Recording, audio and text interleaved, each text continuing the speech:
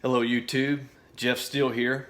This is your part 16 update of the current shortages with ammo and firearms in America in year 2020. To start the conversation, tomorrow is the opening day of dove season in the great state of Georgia here in the US. We can start pulling the trigger at 12 p.m. Eastern Standard Time, it being opening day.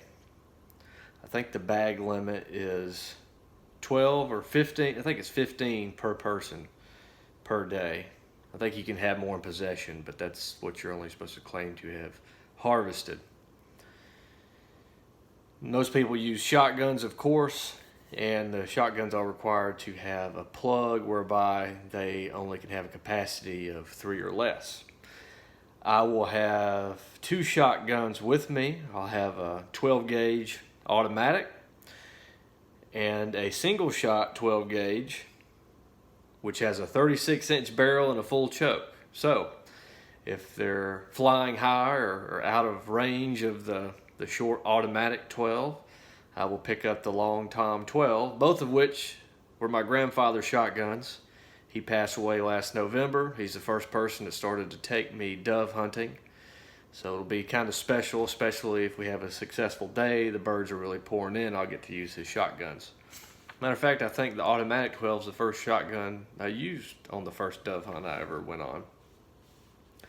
Handful of my friends will also be there. They're also going to do a hog hunt that night. I'm not going to be doing that.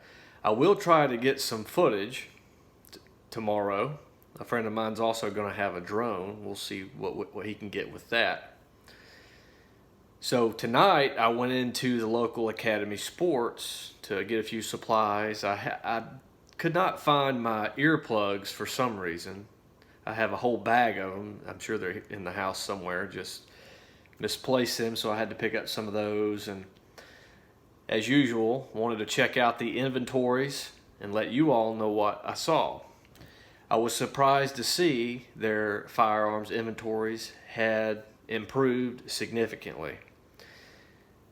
The last time I was at Academy, they had a handful of bolt action long-barreled rifles and a handful of long-barreled hunting shotguns. That's all they had.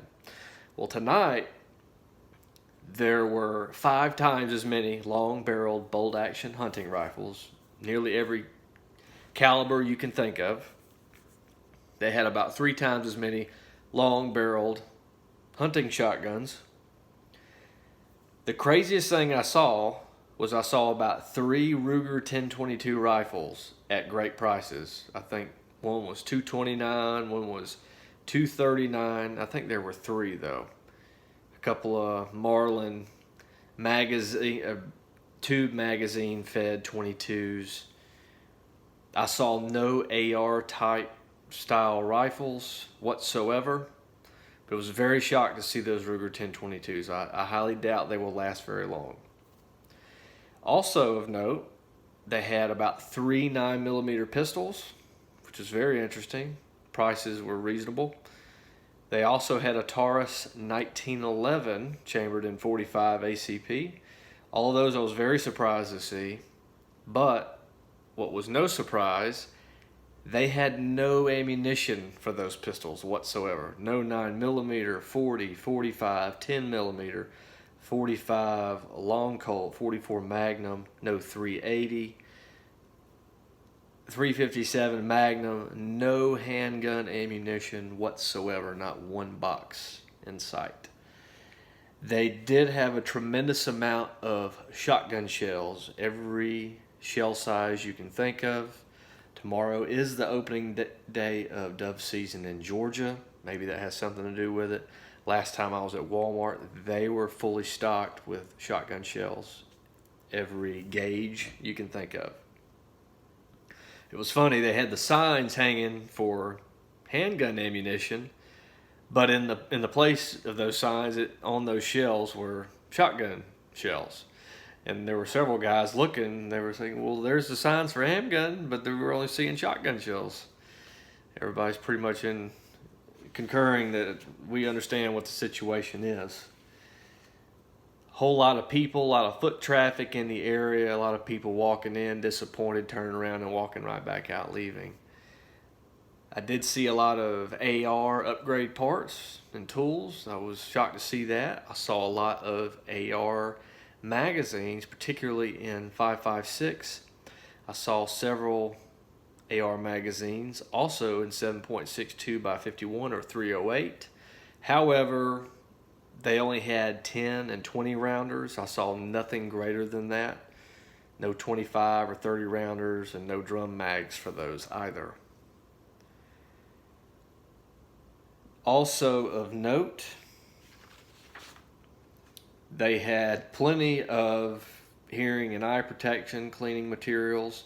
As I've mentioned in previous videos, now is a great time to get your firearms in tip-top shape. You can field strip them and detail clean them instead of going out and target practicing. They also had lots of dummy cartridges, the plastic cartridges that you can use to practice dry firing and such. All things that you can practice with and utilize for materials for cleaning. My last tip for tonight would be to ensure, no matter what your preparations are, no matter what your plans are, be as mobile as you can. Have as many contingency plans in order as you can. Have a plan A, B, C, D, D, all the way to Z. And make sure all of those plans are mobile, they're adaptable, you can change on a whim. If you're not mobile, you're not going to last very long. You cannot stay put for long no matter the situation. You have to keep moving no matter what. I always talk about the coyote in the wild. The coyote is one of the most sustained animals in our world. An animal that has eluded me from harvesting my entire hunting career. I've been hunting since I was about 8 years old. Started out with a BB gun, still hunting regularly. I have hunted coyotes, I've trapped for them. I believe in most situations they're about the smartest animal in the woods. And they're super tough, they're super adaptive. The main reason they're so successful at retaining their life is that they never stop moving. When you see a coyote in the wild, it never stops moving. It is always on the move. If I've seen one stop, it was for 1 or 2 seconds tops, and it's on the move again. So there's a lot of wisdom in that. Always be moving, always be changing and adapting.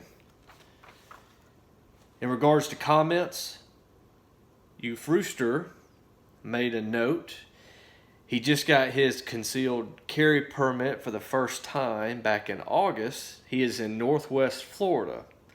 And the whole process for him, from the beginning to when he got his physical plastic card in the mail, is he says 3 months. 3-month process.